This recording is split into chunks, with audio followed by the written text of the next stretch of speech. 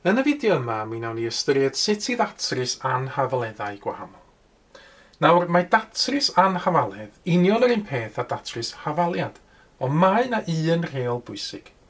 Mae angen iddyn ni newid y symbol yng nghanol yr anhafaledd, os ydym naill ai'n cyfnewid ochrau, neu yn lluosi neu'n rhannu efo'r rhif negatif. Nawr, nathon ni egluro pam oes angen iddyn ni wneud y newid yma yn y fideo blaenorol. Ac, os oes angen iddyn ni newid y symbol yn y canol, yna mae'r 7 yn newid i bwyntio y ffordd arall. Enghraifft, mae'r symbol mwy na neu'n hafalu yn newid i fod yn llai na neu'n hafalu.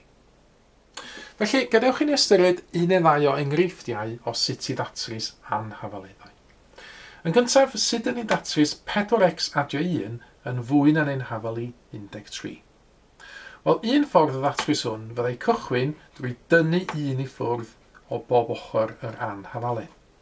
Os dwi'n tynnu 1 i ffwrdd o'r ochr chwith, mae 1 tynnu 1 yn ddim byd, a dyn ni'n gadael yn hynny efo dim ond 4x ar ochr chwith. Ar ochr dde, mae 13 tynnu 1 yn 12, felly dyna cwbl sydd ar ôl.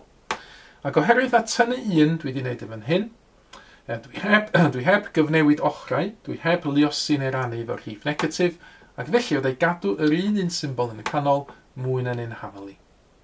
I ddatrys yr anhafaledd yma, y cam nesaf yw i rannu bob ochr efo 4.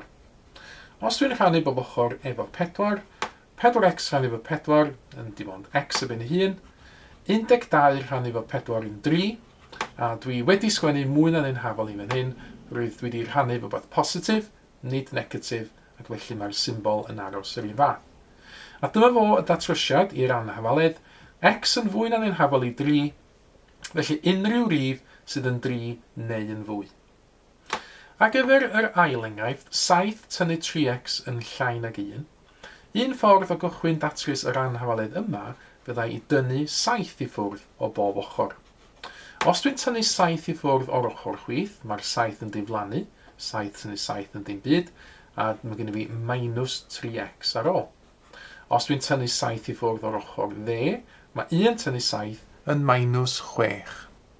A wwan i ddatrys yr anhafaledd yma, hynny ydy i adael x a ben ei hun ar ochr chwith, oherwydd na minus 3x sydd gen i fan hyn, dwi angen rhannu bob ochr hefo minus 3. Nawr, ar ochr dde, minus 6 rhannu efo minus 3, negatif rhannu efo negatif yn ateb positif, mae'r ateb yn dod yn positif 2. Ond gan fy mod i wedi rhannu efo'r rhif negatif, hefo minus 3, mae rhaid i gofio bod hynna'n golygu fod angen newid y symbol yn y canol, felly mae'r llai na yn fan hyn, yn newid i fod yn fwy na. Ac felly y datrysiad i'r anhafaledd yma ydy x yn fwy na 2, unrhyw rhif sydd yn fwy na 2 yn gweithio fan hyn, byddai y rhif 5 yn gweithio, ond hefyd degolion fel 2.1 neu 3.14 hefyd yn gweithio. Yn y trydydd enghraifft, mae gen i fi gromfachau fan hyn ar bob ochr o'r anhafaledd, felly efallai y cam gyntaf fan hyn byddai ehangu cromfachau, hynny ydy lluosi allan i gael gwared o'r cromfachau. Ar ochr chwith, 2 lluosi x yn 2x, 2 lluosi 4 yn plus 8. Ar ochr dde, 5 lluosi x yn 5x, 5 lluosi 1 yn plus 5. A mae'r symbol yn y canol yn aros rhyw fath, ehangu cyfachau dwi wedi wneud, dwi heb gyfnewid ochrau, dwi heb luosi neu rannu efo rhywbeth negatif.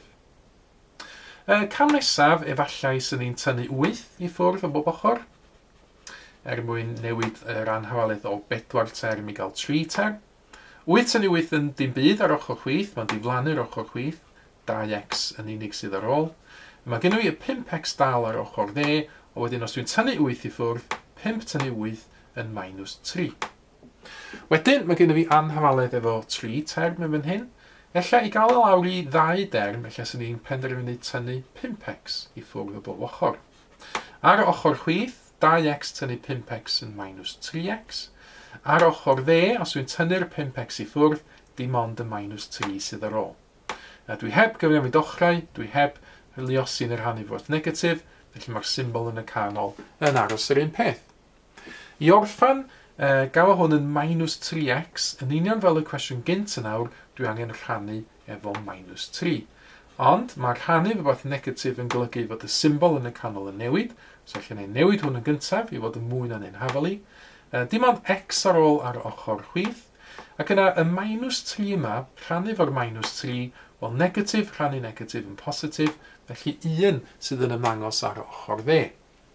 Datrysiad felly i'r anhafaledd x yn fwy na'n ein hafelu 1.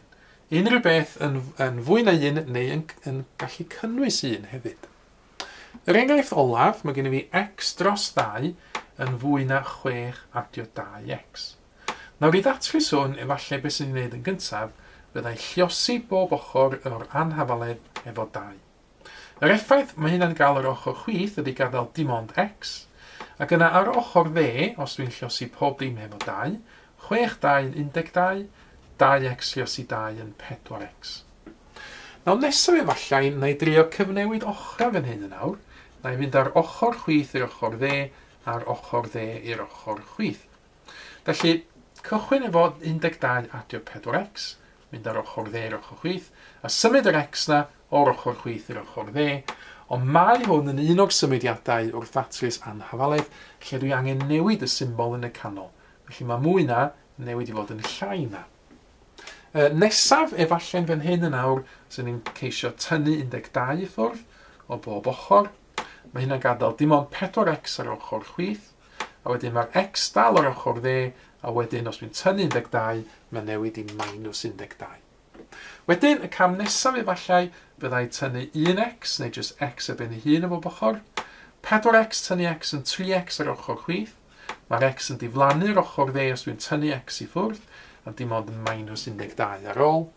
Ac os di 3x yn llai na -12, mae rai fi rannu bob ochr efo 3 yn awr i gael yr ateb cywir.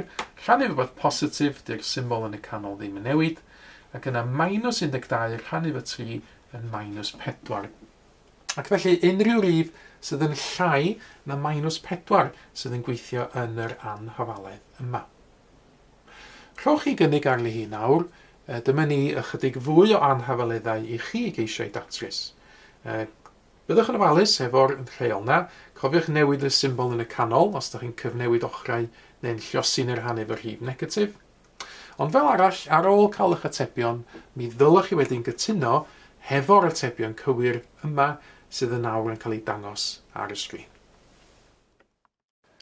Mae mwy o fideos adolygu ar gael ar ein sianel YouTube Adolygu Mathemateg. Am y newyddion diweddaraf neu holi cwestiwn, dilynwch ein cyfrif trydar @mathemateg. Neu ewch i'n gwefan www.mathemateg.com am fwy o adnoddau adolygu.